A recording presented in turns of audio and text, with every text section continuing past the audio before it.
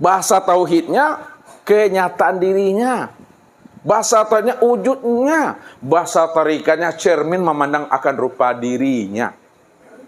Itu memandangnya itu. Secara syariat yang selalu kita pakai sehari-hari disebut hamba Allah. Hamba itulah wujud nyatanya memandang rupa diri Allah yang sebenar-benarnya. Kalau hamba itu tanpa memandang wujud nyatanya rupa Allah, ya dialah itu. Ana fi nafsi. Begitu Allah katakan. Ana fi abdi zahirun abdi fi batni abdi. Aku nyata pada diri hambaku. Nyatanya aku pada batin hambaku. Akulah yang sebenar-benarnya, kata Allah. Wallahu nafsin wa ana nafsul wujudahu. Allah itu ya diriku. Akulah sebenar-benar wujud dirinya itu. Tidak ada siapa-siapa. Nah, dengan bahasa kias, ini bahasa kias Ustaz. Didengar baik-baik Bapak Ibu. Dirimu bukanlah dirimu. Akan tetapi dirimu bentuk lain daripada rupa diriku. Akulah dirimu. Dirimu itu wujud nyatanya diriku. Paham tu? Dirimu bukanlah dirimu. Akan tetapi dirimu bentuk lain daripada rupa diriku. Akulah dirimu. Dirimu itulah wujud nyatanya aku, kata Allah. Itu artinya, walaupun Bapak Ibu dikatakan orang, kita ini orang, tapi orangnya kita bukanlah wujud nyatanya diri kita. Walaupun kita disebut manusia oleh orang, manusianya kita bukanlah wujud nyatanya diri kita. Walaupun kita dikatakan insan oleh orang, tapi insannya kita bukan nyatalah wujud diri kita. Oleh karena itu, siapa insan, siapa orang, siapa namanya manusia. Insan, manusia dan orang itu tidak nyatanya diri Allah sebenar-benarnya Bapak Ibu. Kesimpulannya, rupanya Bapak Ibu ndak orang rupanya dah. Lihat tahu ndak orang lah. Rupanya di Bapak Ibu bukan orang. Yang orang itu bukan diri Bapak Ibu. Bapak Ibu bukan manusia rupanya. Karena manusia itu bukan diri Bapak Ibu. Bapak Ibu itu bukan insan. Karena insan itu bukan diri Bapak Ibu. Siapa insan, siapa orang, siapa manusia? Itulah wujud nyatanya rupa diri Allah. Alam semesta ini bentuk lain daripada rupa diriku. Akan tetapi kesempurnaan bentuk lain daripada rupa Allah pada sisi alam disebutlah namanya insan. Insan itulah rahasia aku. Akulah sebenar-benarnya insan itu. Al-insanu siri wa siri sifati wa sifati la ghairi. Insan itu adalah rahasiaku. Rahasiaku sifatku. Sifatku itu tiada adalah aku. Kata Allah. Makanya kalau kita ingin mencari Tuhan. Kalau kita ingin menemui Tuhan. Jangan cari Tuhan itu keluar diri. Tapi carilah Tuhan itu telah nyata pada diri. Siapa yang mencari Tuhan keluar dirinya dengan bertapa-tapa pergi ke hutan-hutan, pergi ke rimba-rimba, pergi ke gua-gua, maka dia tidak akan pernah mampu menemui Allah di sana. Yang ditemuinya cuma gondoruo aja nanti sana. Apa kata Nabi? Man talabal maula bi ghairi nafsin faqad dola lam baidah. Barang siapa ingin mencari Tuhan keluar dirinya, maka dia telah berada pada kesesatan yang sangat jauh. Ya. Tuhan itu telah wujud dan nyata pada dirinya ini. Kenalilah diri, pasti dia kenal Tuhan itu. Makanya dikatakan untuk mengenal Allah, kenali diri. Untuk mengenal diri jalannya belajar mengenal mati. Untuk belajar mati, belajarlah kita mengenal namanya tidur. Untuk belajar memahami tidur, belajarlah kita mengenal mimpi. Ketika kita mimpi, kita pergi main bola, makan, minum, rupanya yang berjalan itu, yang mandi itu adalah ruh. Siapa ruh itu? Ruh itu adalah sifat Allah. Sifat Allah itu tiada lain adalah diri siapa tuh? Diri Allah itu sendiri. Wa sifati la ghairi. Sifatku itu tiada lain ada diriku. Ruh ini sifat Allah. Mana sifat Allah tuh? Nih, sama, basar, kalam, ilmu, qudra, iradah, dan hayat. Sama apa artinya? Siapa yang mendengar? Yang mendengar itu siapa? Yang mendengar itu Allah. Bukan telinga yang mendengar Bapak Ibu ya. Telinga ini alat untuk mendengar. Yang mendengar itu adalah si Sami' itu Allah. Bukan mata yang melihat, mata alat melihat, yang melihat itu si basir itu adalah Allah. Bukan mulut yang berkata, mulut ini alat untuk berkata, yang berkata itu si kalam, yang si kalam itu Allah. Boleh dibuktikan ketika ada nanti jamaah kita, tetangga kita yang sudah almarhum atau almarhumah, dia punya mata, dia punya telinga, dia punya mulut, panggil dia, bu, bangunlah bu, kami dan hadir bu bersama-sama. Dengarkah dia Bapak Ibu? Ya. Diginikan matanya, tidak dengar kan? Padahal dia punya mata, dia punya telinga, dia pada mulut. Tapi kenapa dia tidak dengar? Kenapa dia tidak lihat? Hah? Karena tidak ada ruhnya. Walaupun matanya ada, mata ini alat mendengar, yang melihat itu bukan mata, yang melihat itu si basir itu Allah. Jadi jangan kita tertipu dengan casing. Ini casing namanya, ini cangkang namanya. Ini batang tubuh namanya. Jadi pandang di balik casing itu, pandang di balik sangkar itu, yang membuat tubuh ini bisa hidup dan bergerak itu adalah ruh ini yang sebuah rahasia Allah itu. Ini yang mesti dipahami.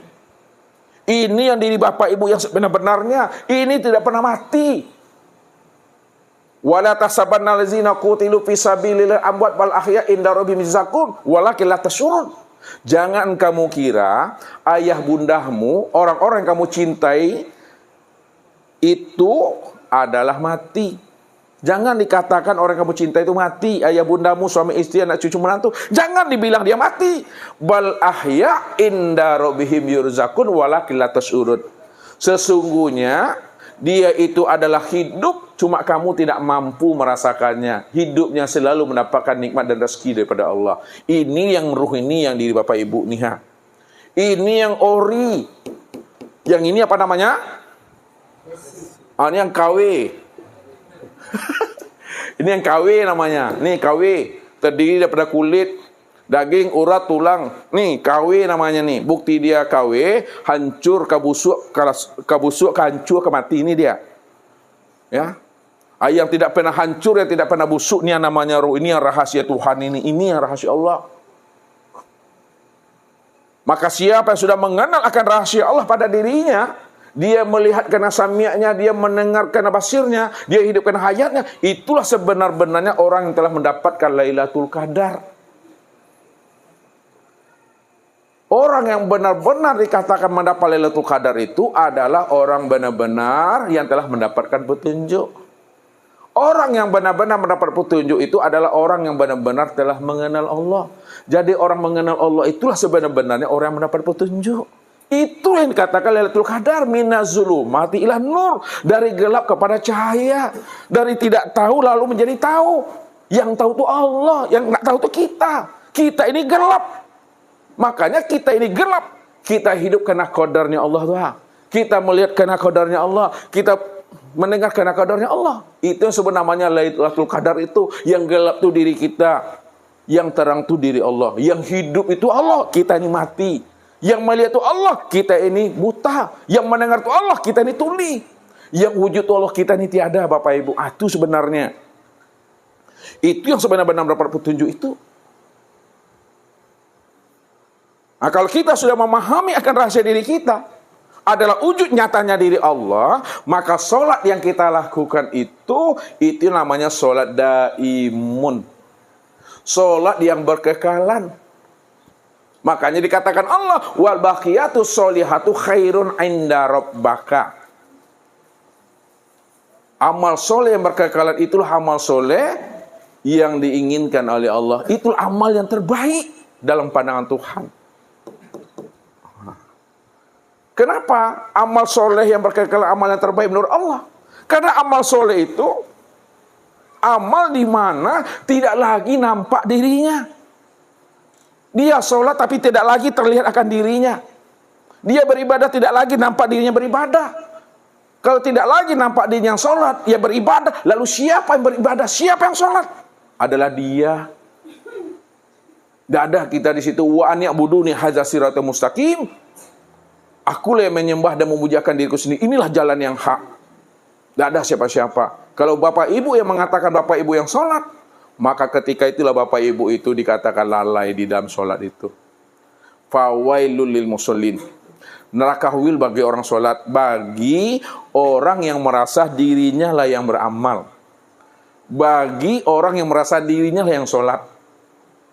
Nah, jadi pemahamannya, kita tetap sholat, tapi jangan merasa kitanya yang sholat. Paham itu?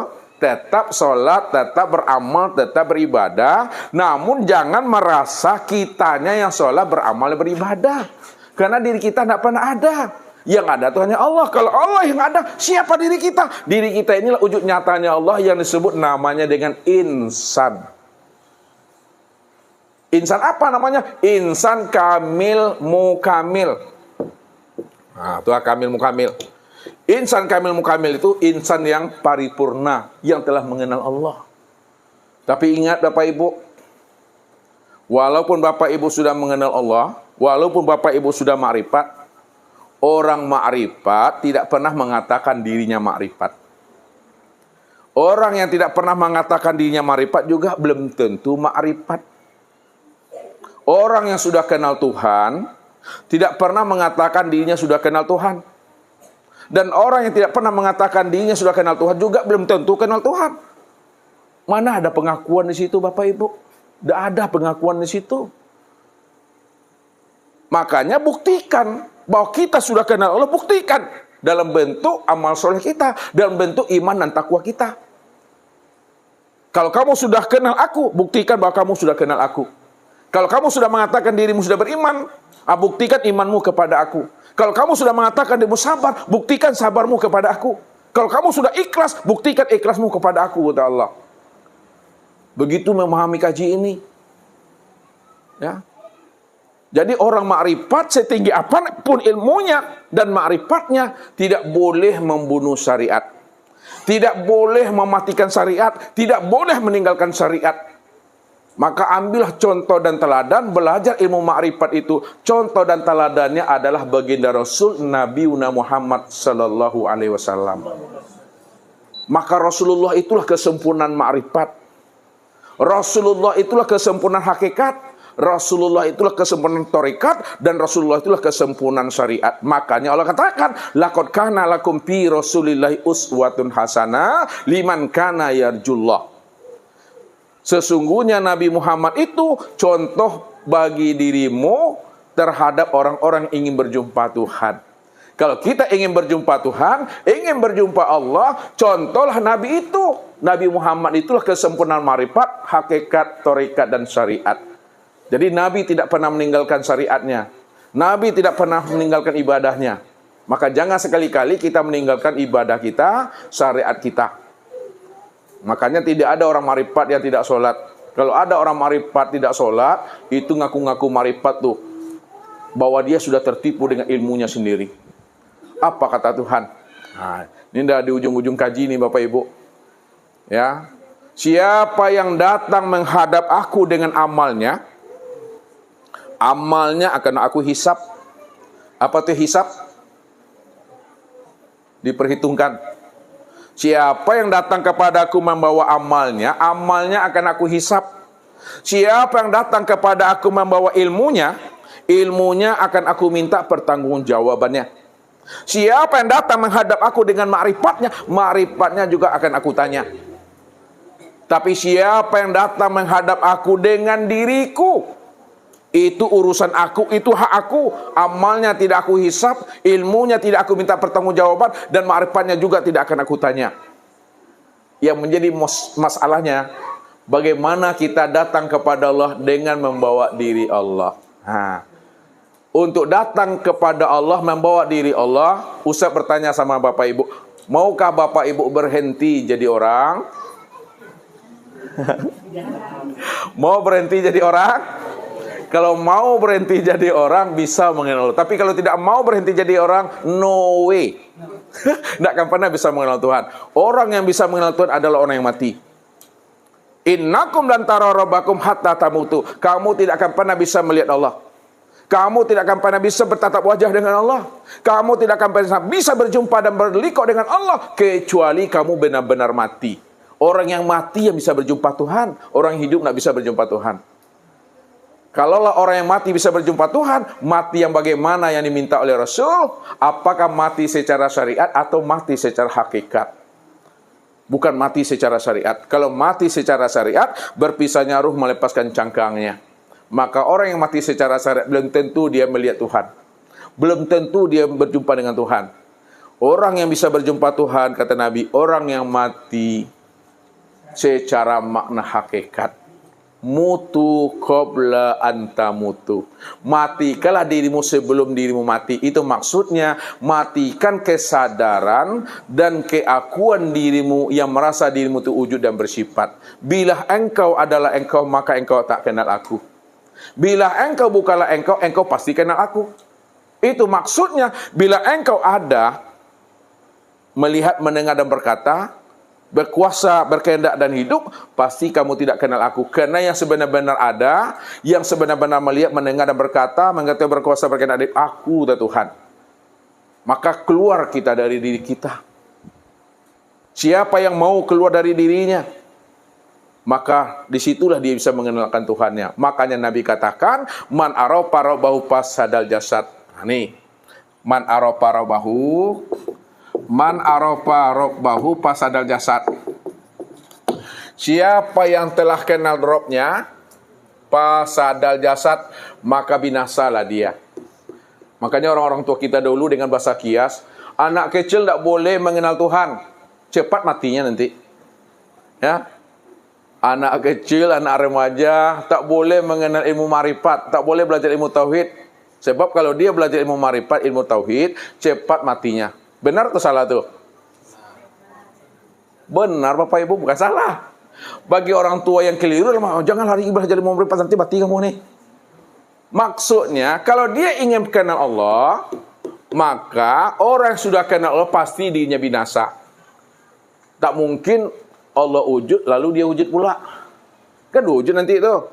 Allah wujud, dia wujud pula. Padahal wujud kita diwujudkan Allah, Allah wujud dengan sendirinya.